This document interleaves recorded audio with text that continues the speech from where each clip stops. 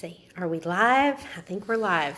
Okay, guys, this is Shannon Kirk with Atlanta Communities, and today I wanted to do a video with somebody very special. I'm going to introduce him in just a minute, but I thought it was important to get this message out and that maybe it would speak to somebody's heart today about what happens in the waiting. And sometimes when we list our homes for sale, we can do everything right, and there's a bigger thing happening. And so anyways, I just wanted to give this particular client an opportunity to share their testimony of God's faithfulness through the waiting. So again, Shannon Kirk with Atlanta Communities, and I'm here with, and let's see, oh, actually I can't turn it that way, but I'm here with Ricky Passmore, and I'm going to scoot in with you. And Ricky, I love his voice. He has like a voice like he should be on radio. But anyways, so Ricky, I'm going to turn it directly to Ricky. But Ricky, so we had your home listed, and we had it listed for a while. And to be honest with you, I wondered and I questioned what was God's plan, because we were doing everything right in marketing and advertising. Bobby and I saw the value in your home, and we had it under contract right away. Then it fell out. Then it was just a lot of waiting. And so just kind of take us through your experience. Well, let me explain. First of all, we've sold 2 homes, and we were so thankful that God was so quick. We sold them in less than 24 hours. And that's been our experience in the past. And we were expecting that same experience. So when it didn't happen, we were wondering, okay, are we making right decisions? Is the right thing happening? Is God still in it? But I never gave up in believing, because all the circumstances are there. Everything was pointing in the right direction.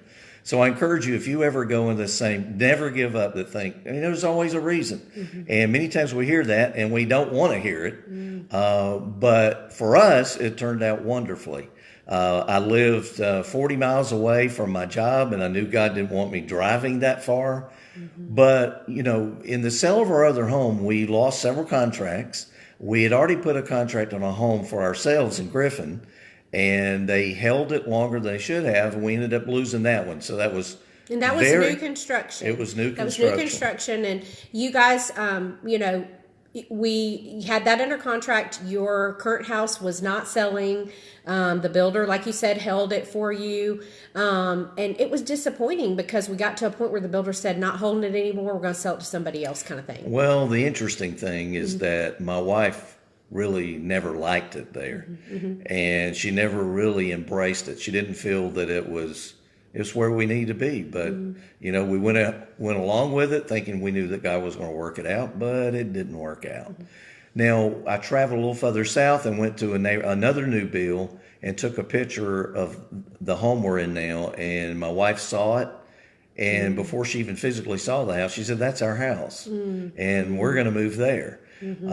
What's interesting is that once that happened, and we're talking several months, but once that started happening, everything fell into place. The buyer for our home in Noonan came, and we're so thankful for them, and we know now it was the right people.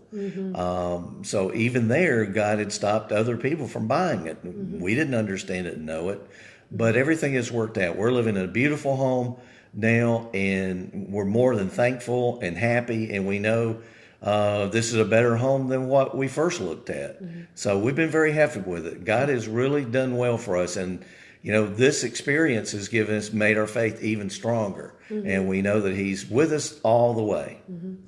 And so I wanted to share, at one point I had talked to Ricky, and I was like, things weren't going how we wanted them to go.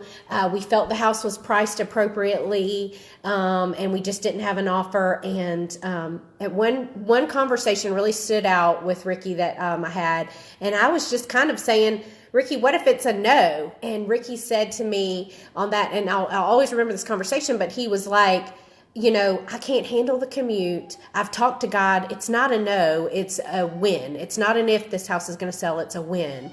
And he touched a little bit about the house that they got, but I just think of that Bible verse that God provides exceedingly above what we could ask or imagine, because the next house that they got, the house that God had for them, which was His best, in the end, had all these extra perks. I mean, like I think you guys even walked in on appraisal with a little bit of instant equity on Yes. this one. Yes. And so it just had all these little extra details and things like that. And we thought the other one was God's best, but God showed us in the waiting that it wasn't.